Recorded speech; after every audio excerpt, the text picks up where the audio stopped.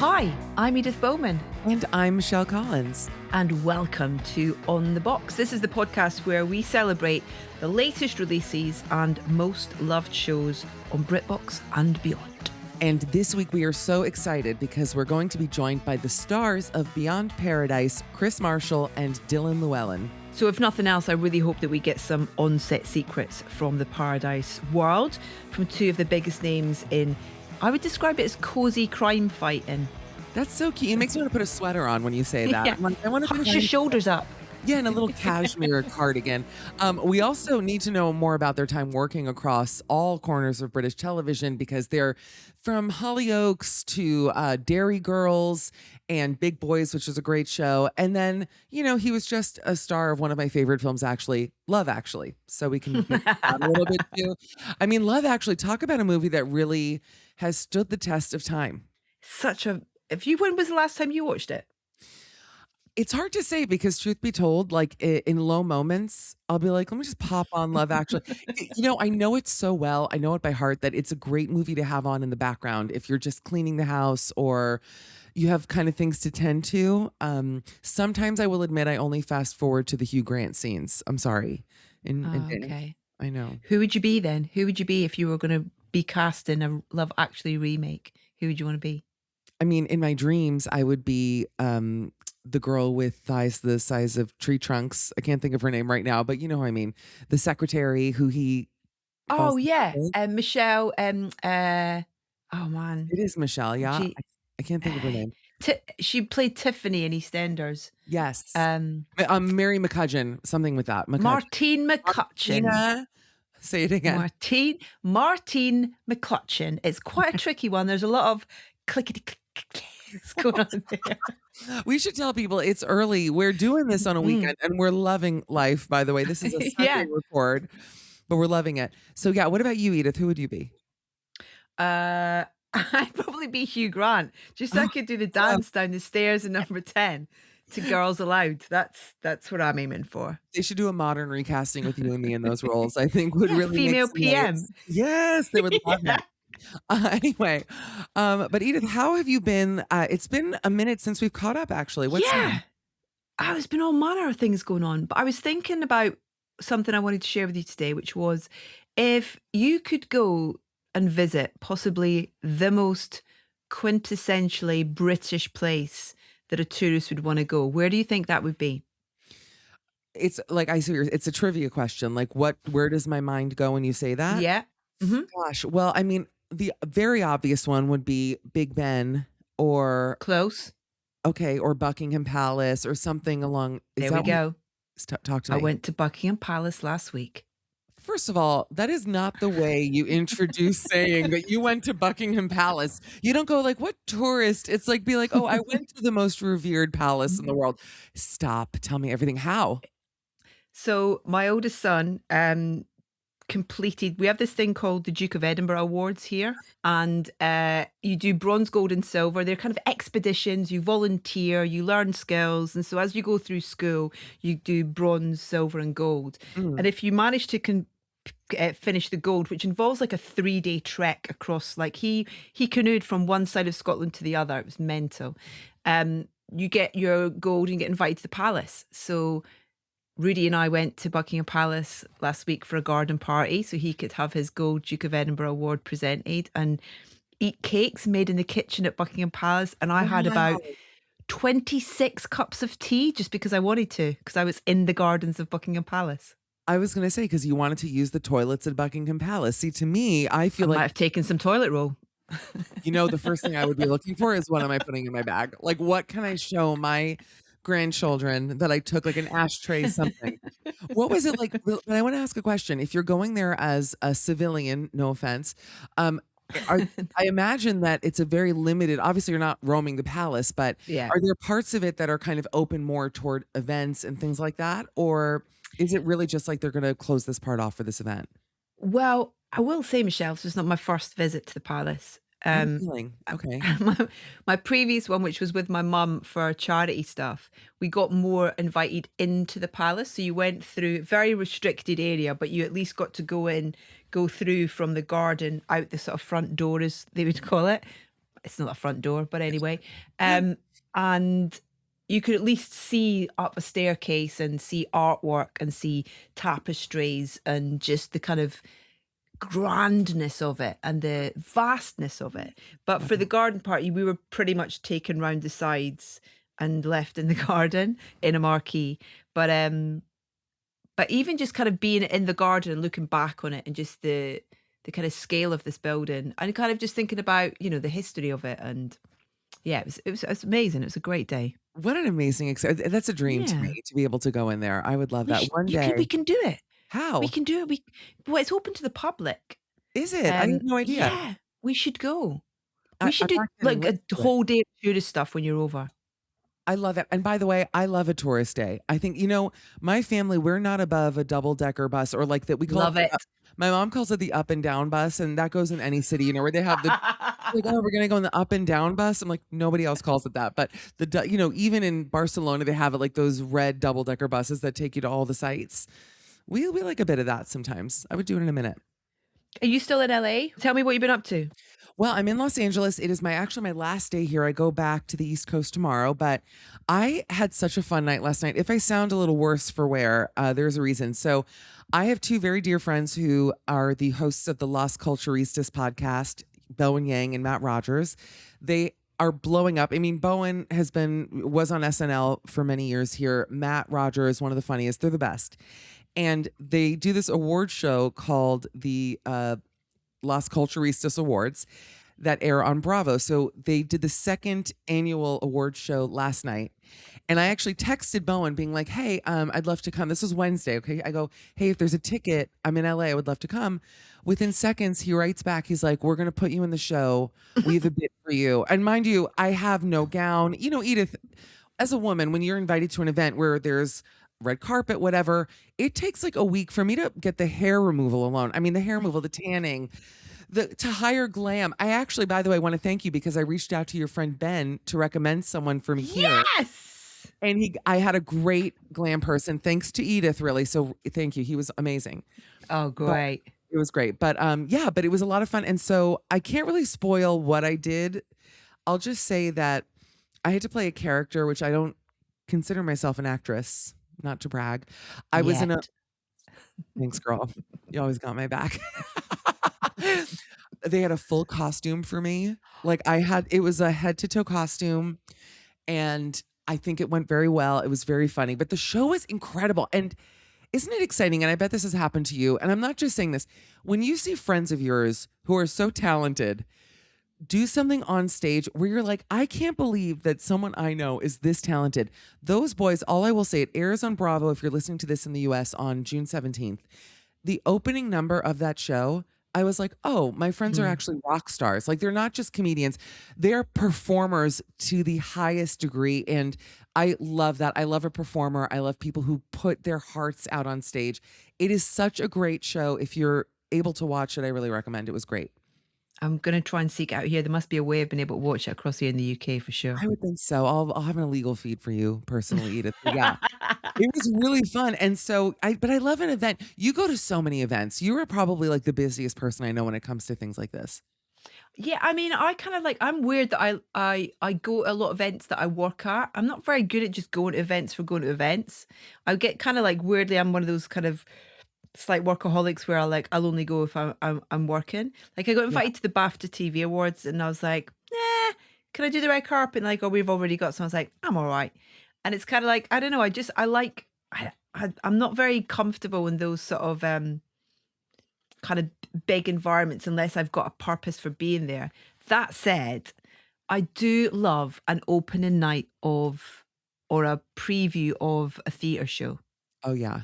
I love going to those because those are not only a great opportunity to see something before it's kind of, out there, but the people watching opportunities of the kind of this, the randoms that will come to those things as well as the kind of really like, oh my God, it's so-and-so. I love those are my favorites. people watching is what gets me out of bed in the morning. And I'll say that last night, it was in a huge, beautiful theater in downtown LA, gorgeous. And when I walked in, by the way, I had 2 days to get a gown, which if you know me at all, I'm 6'1". So for me to find a dress that like is long enough. And you know that I went to a tailor to have something, I guess, taken in. And she delivered it on Saturday and she took so much in that it did not fit me. This was Saturday at like 12. Oh my God. And I called her. I had a backup, but it was just not good. It was not what I wanted to wear. And I called and I was nice, but I was a little upset. And I said, listen, I'm just going to be honest. I don't know what happened, but like my breasts are not fitting in this dress anymore. Like they're just, she goes, send it back to me and I'll have it back before the carpet. So this was at 12:30. I had a courier take it to her. Something magical happened. I got the dress at like 3:45. It fit. And I think I was on the carpet by like 4:30, 4:45. It was just the stress of that, but the people watching, the crowd was crazy. Everybody was dressed, it was like basically a big gay award show. I mean, their fans are mainly women and gays. And can you ask for a better crowd? I think not. No offense to those who don't fall in that bucket. But if you want energy, that's who you're going to want in an audience, Yeah, absolutely. You want a fun night. That's kind of exactly where you want to go for sure. Exactly. Absolutely. Yes, it was great. My favorite people watching opportunity recently, actually, I forgot, I just reminded me of you talking about that, was I took my mother-in-law to the preview of the Chelsea Flower Show. Oh, tell me everything. I'd never been before. Okay. It was great. However, I did come home. I met loads of people there that I kind of either knew or, the people that are in the industry that you kind of know from sort of seeing each other at various things, but they're not kind of friends, but you're all really lovely to say hello and things like that. Loads of that. So lots of kind of air kissing and hugs and shaking hands. I came away on the train home. Actually, I started feeling rubbish. And so I wasn't sure for 2 days whether I actually had, I don't know, I'd inherited a cold from someone from too much hugging, or whether it had just been that I'd been in such a small, intense environment of pollen that I'd had the worst hay fever you could ever have from like the Chelsea Flower Show. From just, I think it must have been. Must have been. That's crazy. So funny, but I felt awful. You're like, it's a new COVID strain. Yeah. Absolutely. I'll tell you this. I went to Mexico City last weekend, not to all compound all these great things that we're all doing, but an amazing experience. But I will tell you, speaking of gowns, I came back very ill. And what I will tell you is that the tummy was flat last night. Is what I'll say is that your girl, something happened. Demons were removed and I feel brand new. But it hurt. I had to take a day off of work, if you can imagine. Oh, It was wow. Yeah, it was bad.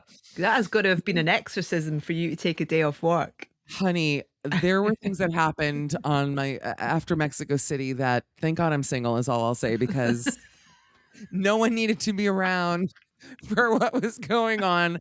Perhaps not appropriate for this podcast, but I'll say that highly recommend, though, if you're looking for a quick cleanse, just have some ice. I think I literally had ice on the plane. What are you doing having ice? No, let me tell you, I was so careful. I brushed my teeth with bottled water. I was so good. And it's a beautiful place. I really recommend going. Delicious food. I really think, I'll say one thing. The airport was a hell I never knew before in my life. And I think something at that airport, much like you at the Chelsea Flower Show, got to me. I don't know, I was in a lounge. I don't know what happened, but it bit me in the end, folks. And very thin. Went down a whole dress size. So celebrate the wins. Yes.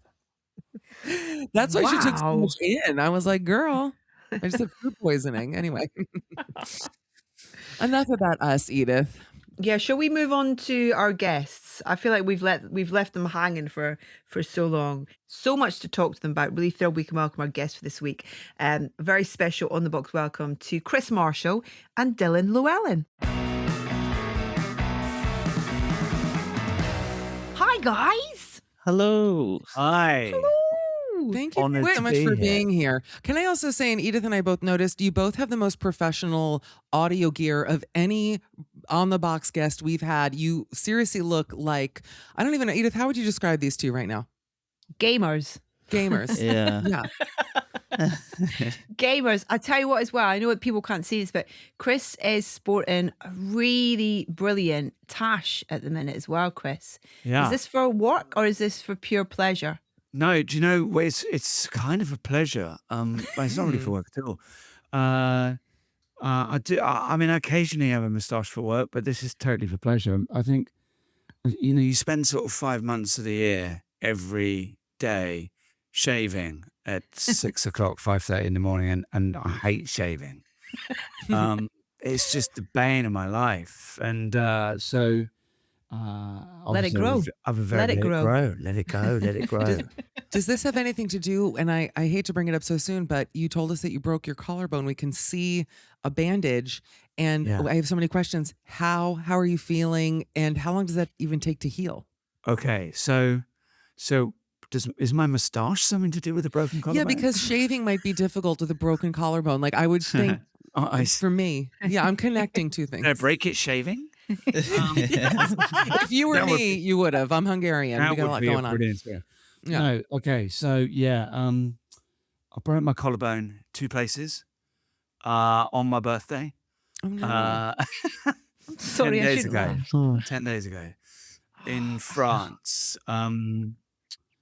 Yeah, I'm very fortunate in life. We live in France and the UK. So and we live up in the Alps. We sort of spend a lot of the ski season up in the Alps. So I ski a lot. Lovely. And yeah, and it was sort of last day of skiing. It was my birthday. And they had this thing, I can only really describe it as like a water skiing sort of lake that's been cut into the snow. Oh. So they've sort of cut deep into the snow, filled it full of water, like a swimming pool. And then they have a jump going into it and a jump going out of it. Oh my So God. you sort of, and you come down off quite high off a big slope and you ski down, you hit this jump. Some people do backflips and stuff like that. I didn't.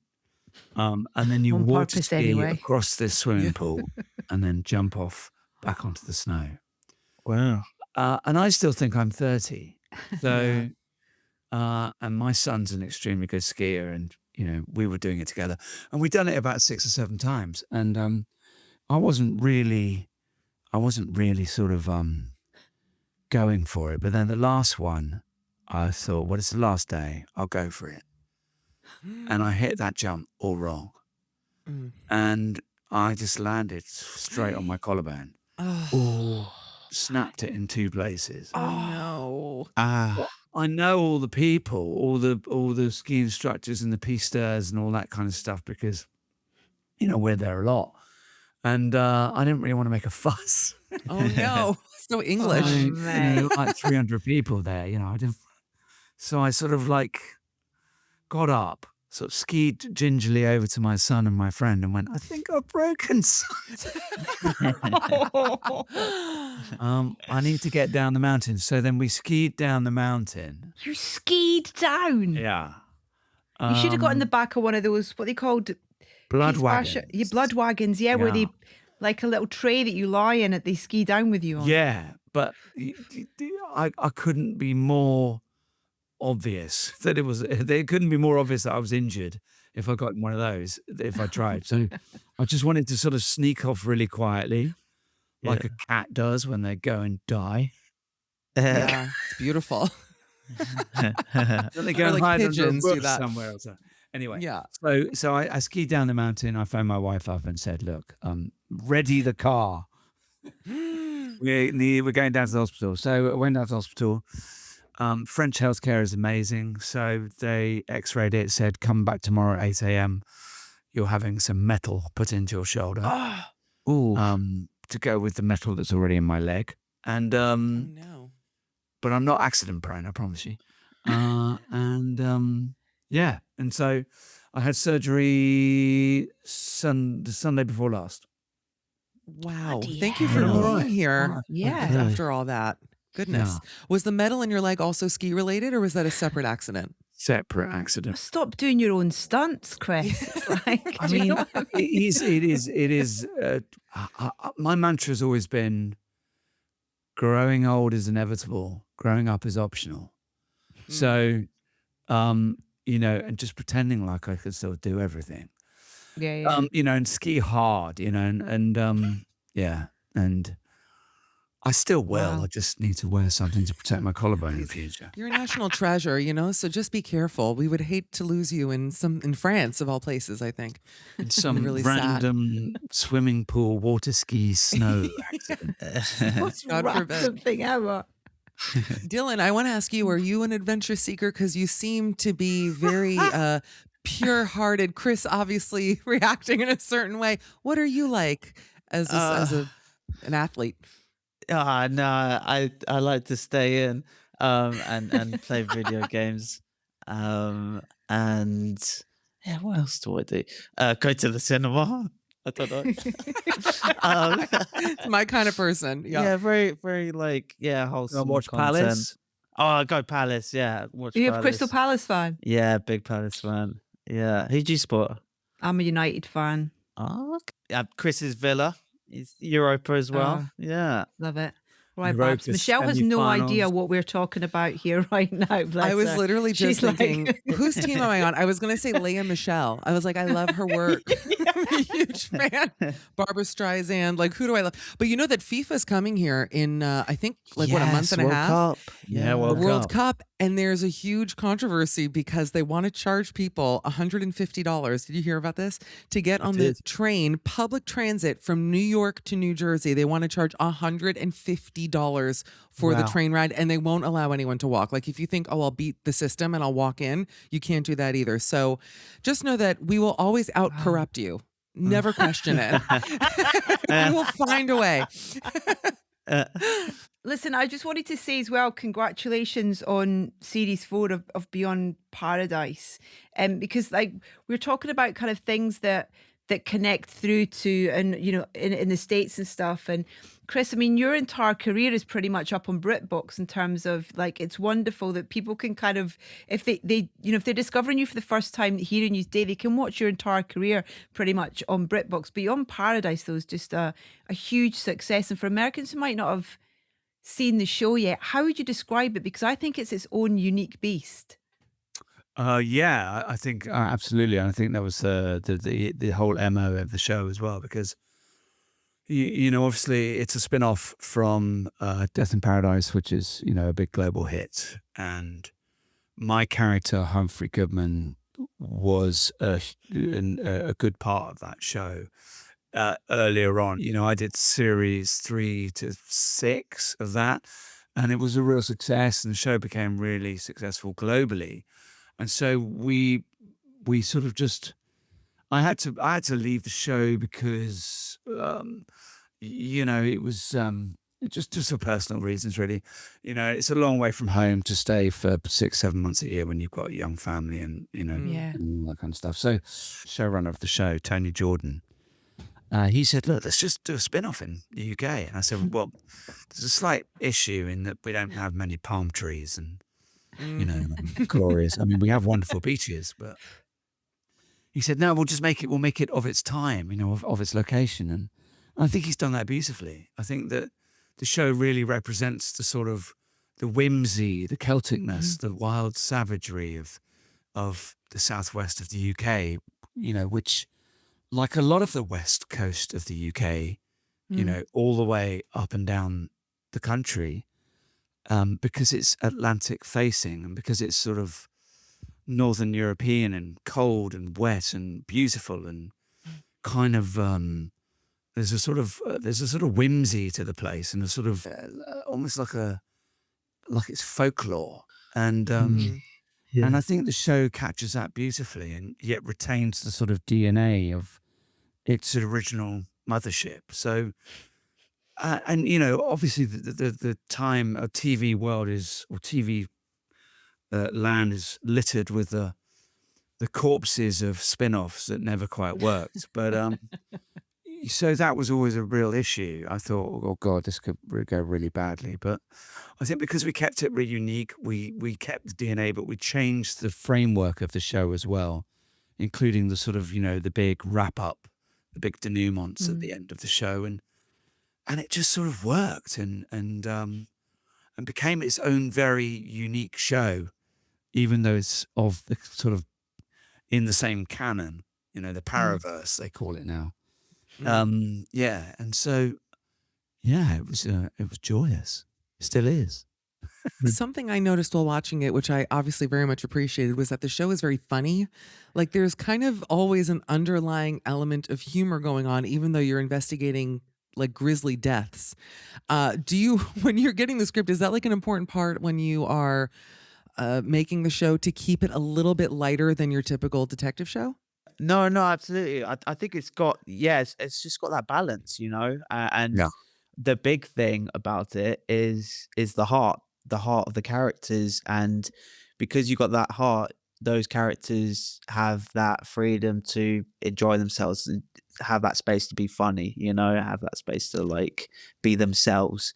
And yeah, I think that's the beauty of the writing team, Tony Jordan, and all that, and yeah, it really shows. It sort of doesn't take itself too seriously. I think it's there's this Yeah. element of tongue in cheekness about it.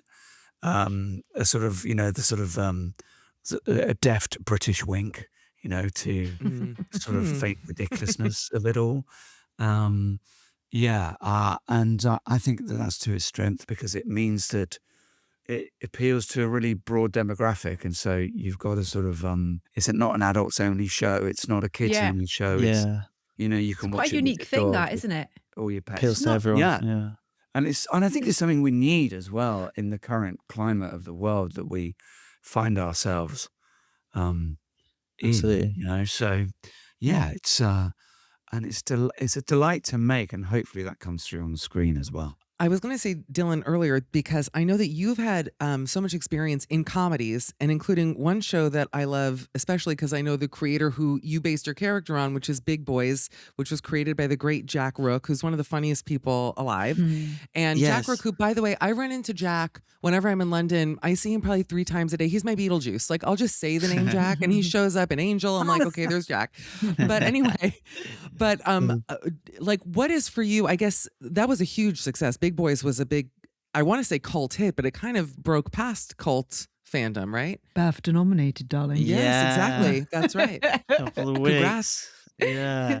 No, Big Boy is such a special show, and like I'm so honored to be a part of that, and just to work with someone like Jack Rook. It's just, yeah, it was a dream, honestly. And but not only that, the cast are so funny. Like I Yeah. learned so much on that job, like working with like comic legends like Camille Kaduri and yeah, it was just such an, and John Pointing, who he was in Plebs, and like he's just brilliant. They're all amazing cast.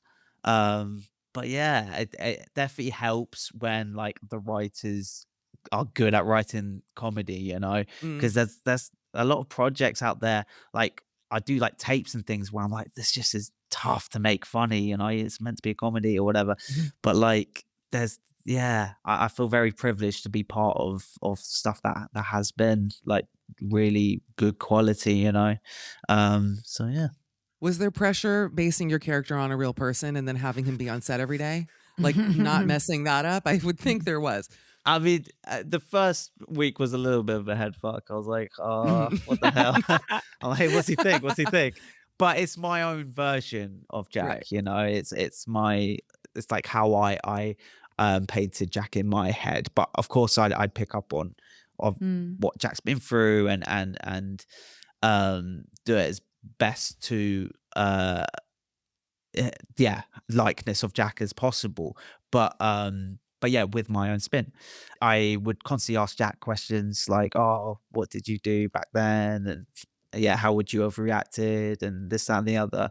But it was such a great collaboration, and yeah, it was very special. It's comedies, but for both of you, comedy's been such a kind of important part of kind of your journey, and that the way that kind of tonally leans into this show. I think it's like, it's kind of like what Michelle was saying. It's kind of drama with that really kind of light touch that allows us to kind of laugh with the characters almost in a way. How much do you get to kind of input on stuff? I mean, I imagine the schedule's kind of super tight in terms of how much you have to film in certain times and stuff. Or would you get that kind of luxury of, of ad-libbing and getting a bit of time to sort of play with things in a way? Yeah.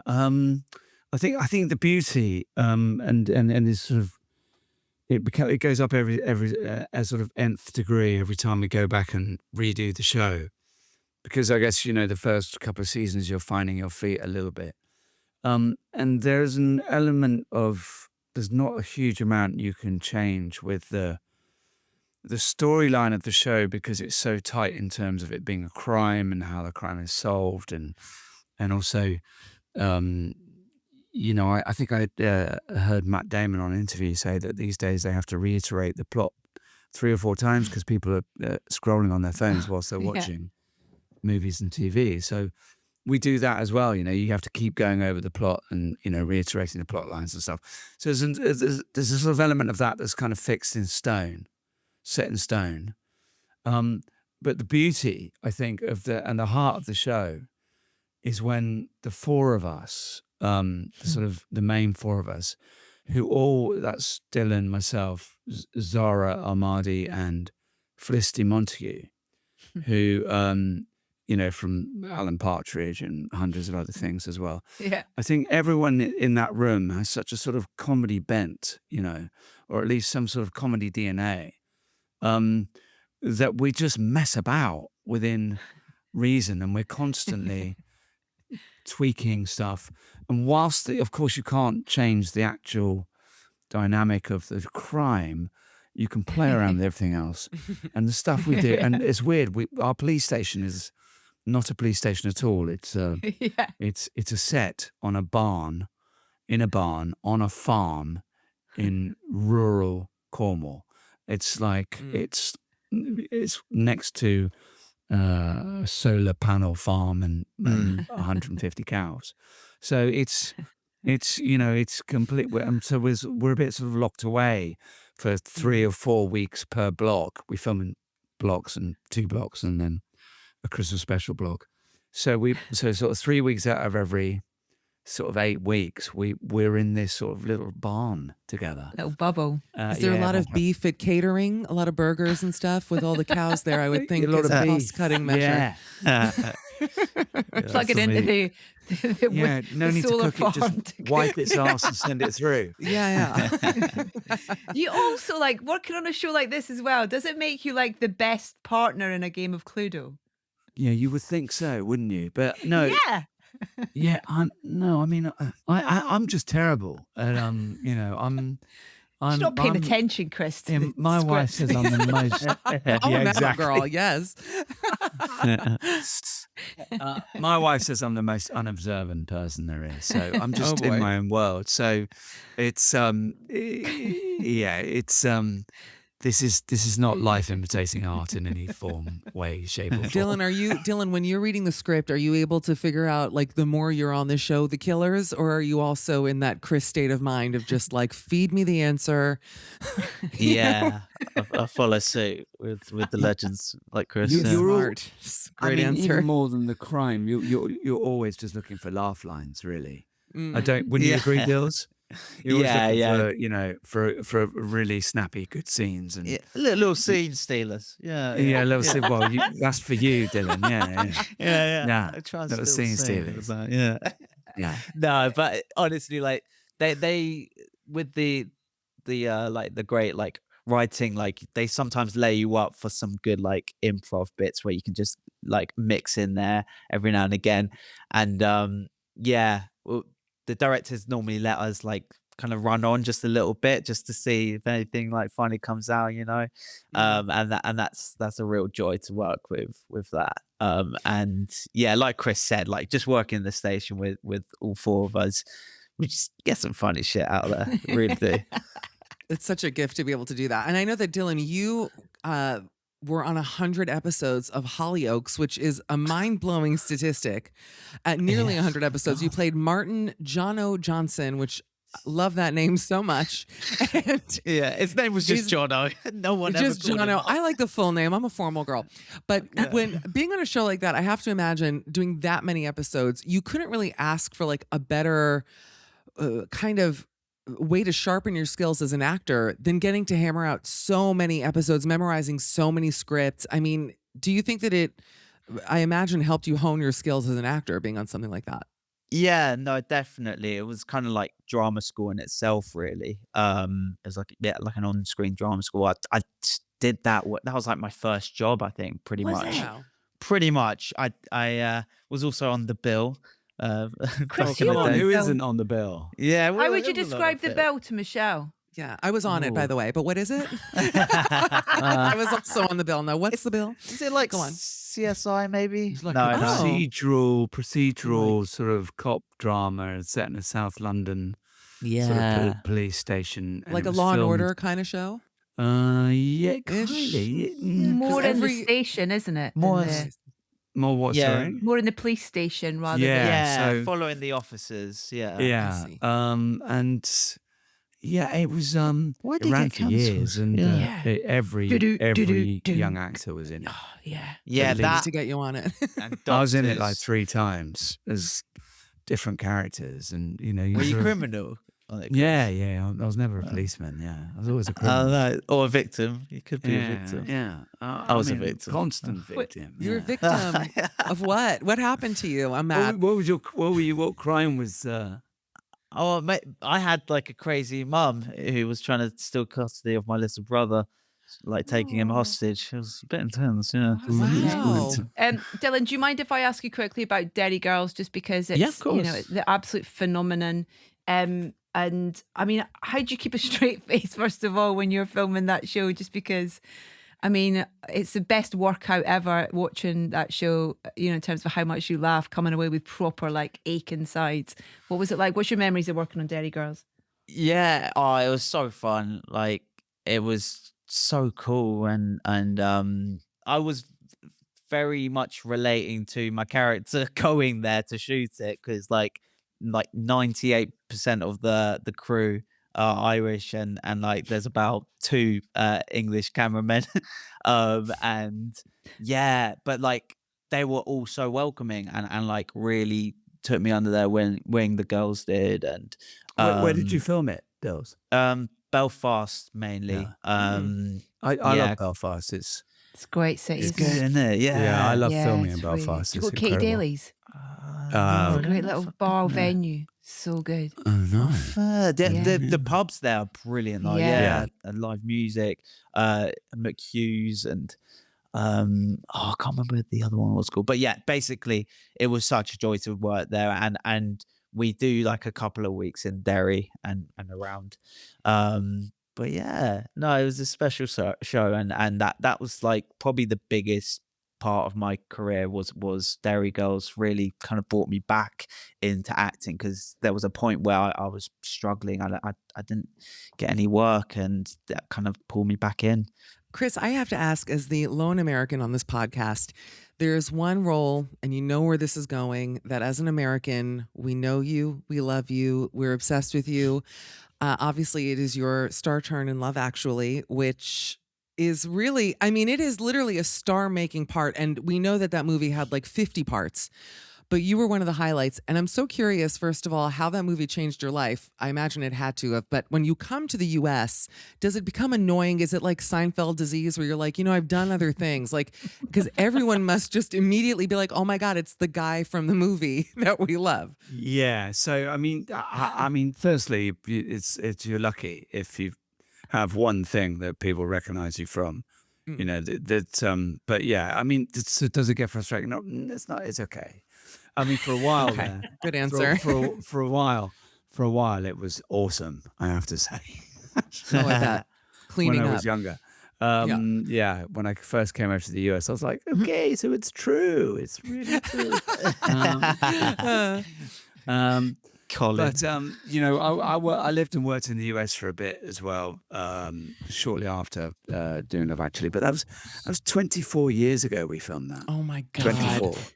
Oh my 24 years God. ago. How? I know. Like, Okay, that and was it's 24. still- yeah. Yeah, how long ago was My Family then? Well, I started that 26 years ago. 26 years ago, and I was 27 when I started it.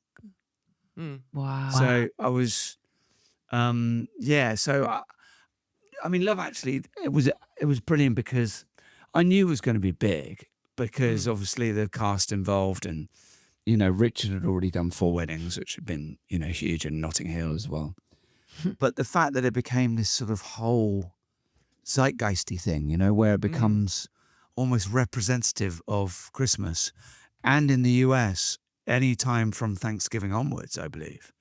So it became this whole behemoth, and juggernaut, and everywhere I go. I mean, the amount of times I've had to say the word bottle in, Oh my God.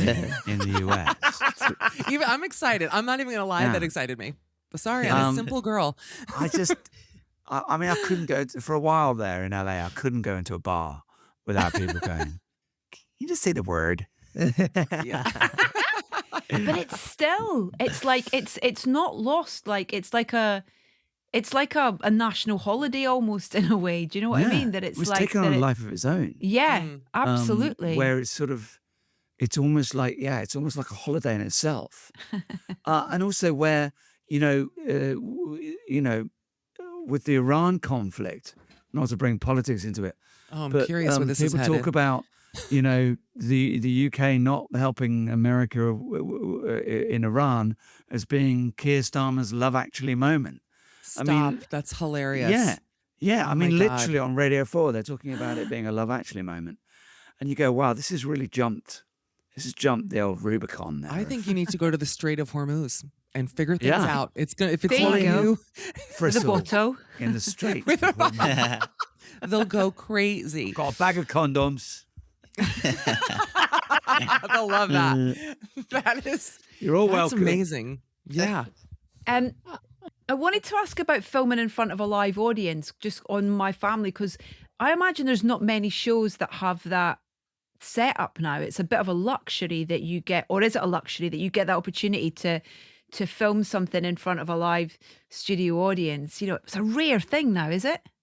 Super rare now. I mean, it was it was kind of not so rare back in the turn of the millennium and 2000s, but now it just seems like it's completely gone away. I think tastes have moved on and what have you, but it was definitely of its time, and it was a bit. I mean, I was really doing all right before I started doing My Family. I was just starting to break into movies and stuff, and I'd just done 3 or 4 movies, and I wasn't doing much TV, and then this came up, but and it was the guy who one of the guys who worked on Seinfeld, a guy called Fred Barron, American guy. Ooh, yes. And he wanted to do a multicam show in the UK with a team of writers, like they do in the US, where you have 15 writers down the hall who work day and night, and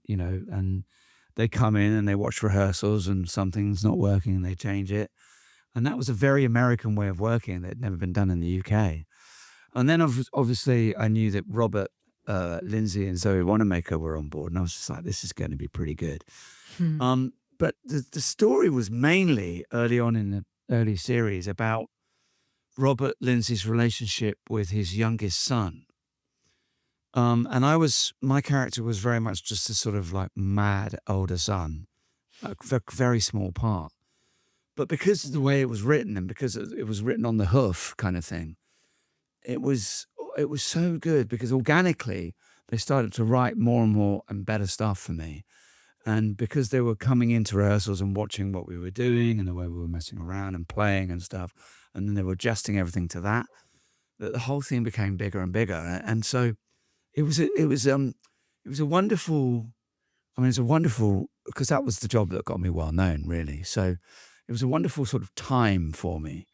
After sort of 6 or 7 years of struggling and not earning really earning any kind of a living from acting, and then starting to really do well and be noticed, but also the joy of working with these American writers and English writers, but in that kind of immediate kind of way. It was like improv on steroids. It was brilliant, and the skill of just playing to an audience, and yet, because you can get carried away playing to an audience, because once they know your character, they'll laugh at anything. I mean, you could just wink, you just raise your eyebrows at the camera and they're gone. and it's dangerous because you can very easily go, okay, because it's immediate, it's instant gratification. You can sort of play too much to the audience, and you notice this with certain sitcoms that are filmed in front of live studio audiences, that the people start playing to the audience rather than playing to the millions down the camera. And so you have to juggle that, and it's a real skill. And so it was just a brilliant learning curve. I had a joyous time on it. Dylan, I have to ask you something because you have lived two of my great dreams. I'm going to say both of them.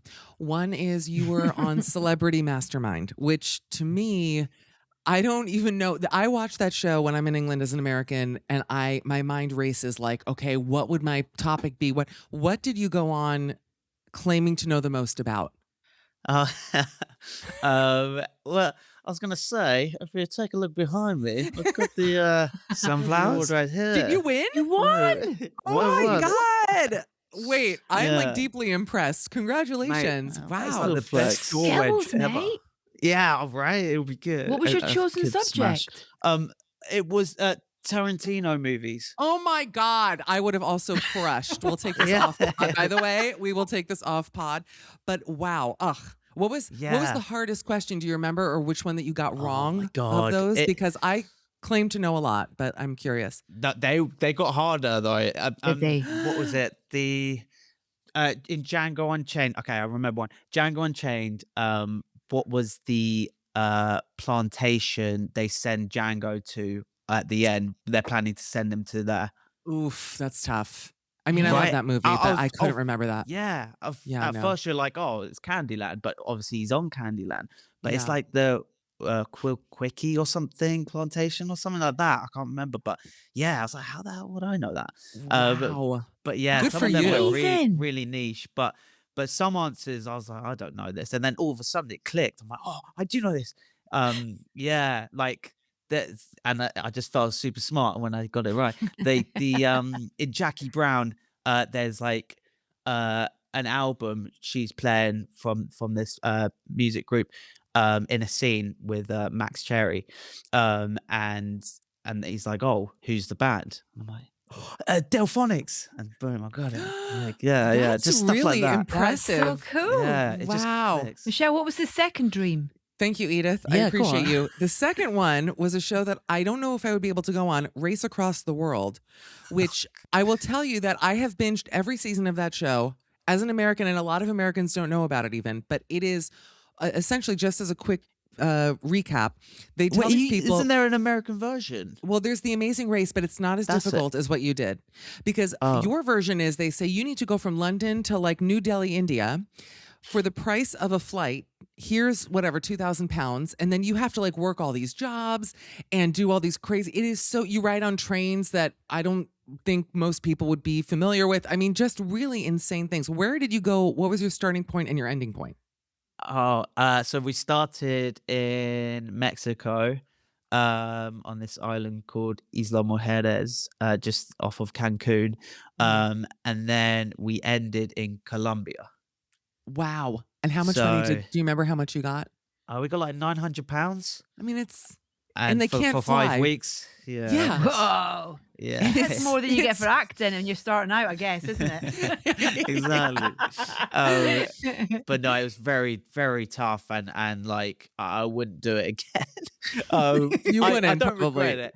I don't Mm. regret it, and it was an amazing experience. But I would not do that again. It was just so tiring, like because you're staying in like really tough to sleep places, and eating not well because you got to save your money, and you're lugging this giant bag in the heat. It's just it was just so tiring. Every And you're day with was your a struggle. mum.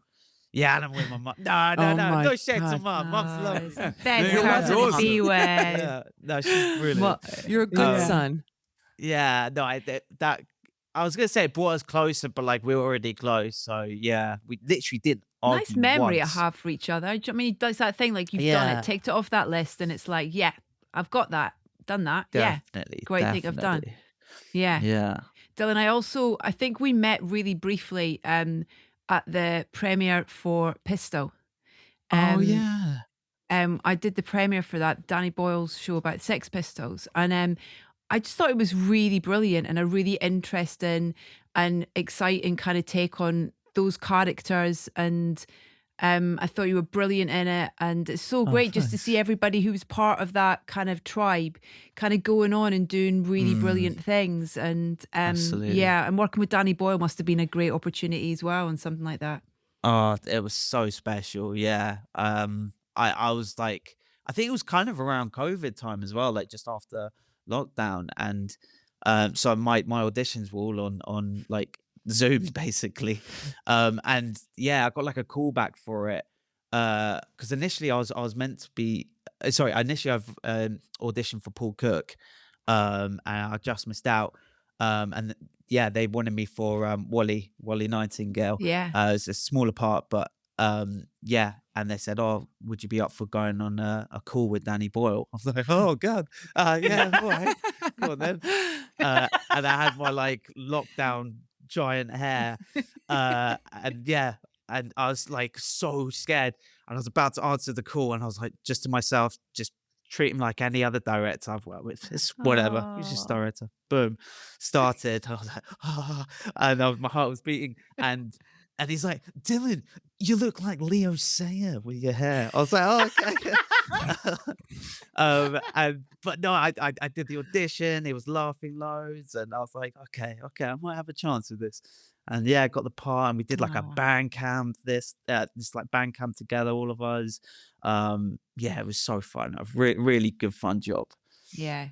Before we all go, and it's been such a pleasure having you both here, we want to do something we called Revival. We do this with all our guests. We want to get to know about you and your favorite British television. So if you could revive any one of your favorite British shows, and Kris, I'll start with you, what would it be? You see, I think what I miss more than anything, being a sort of a child of the 80s and 90s, I think what I miss more than anything is sketch comedy. I think we don't have it anymore. It's sort of gone from from our TV land, TV world, and I know that SNL are trying to bring it back with the UK and stuff, and making a decent stab at it.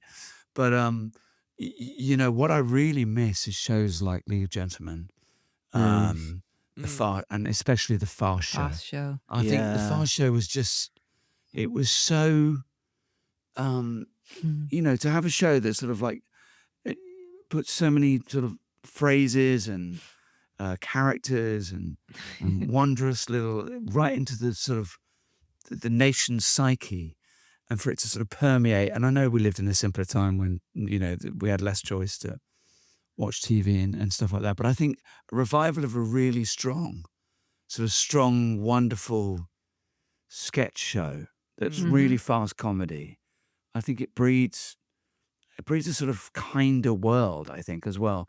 It's something that's very British as well, I think. It's something we do brilliantly. Yeah. Agreed. Suits you, sir. Good answer. Suits you. Goodness gracious me, that was a favorite show growing up. A great sketch Yeah. show. All these shows, I agree totally. On so many. Yeah, you Harry know, and and Paul as it's- well. Like, Dylan, what about for you? I kind of gonna almost copy Kris with this, but maybe not this sketch, even though that is a great shout. There was a show that I watched growing up, called Misfits. Don't know if you ever Oh, saw yeah. it, but it was kind of like first time seeing like British kids with like superpowers, Yeah. and it was funny, and the characters were just brilliant, and the character I just fell in love with, found hilarious, was Robert Sheehan's character, Nathan, and yeah, it was just such a cool show. And I just remember watching it during like school days, and thinking, oh, wouldn't it be cool to be on something like that? That'd be sick. And Because it was like a bit of science fiction. It was a bit of like, yeah, it was funny, but it was dramatic. It was really hard to describe, but definitely, it was its own thing, really, wasn't it? Its own kind of market, and like it just ticked all the boxes of what I love, like the comedy, like you say, the science, sci-fi, the powers, the humor. It was brilliant. Well, I just have to say, what a pleasure Stunned. to have both of you here. I won't stop. I will not stop. Stunned. Everyone's stunned. We are stunned. We are moved. I know I speak for both of us that we were so thrilled when we heard you guys were coming on the show. And we love Beyond Paradise. It's fantastic. It's available now to stream on BritBox, brand new episodes, as well as the original version of the show, which is Death in Paradise. And then the Aussie spinoff, Return to Paradise. There are so many paradises that await you, listener. Get excited. But Kris, Dylan, thank you guys so much. Yeah, Thank thank you you guys. so Thank you much. so much, guys. Appreciate it. Wonderful. And we'll be back next week with more insider info for more of your favourite British shows. We'll see you then.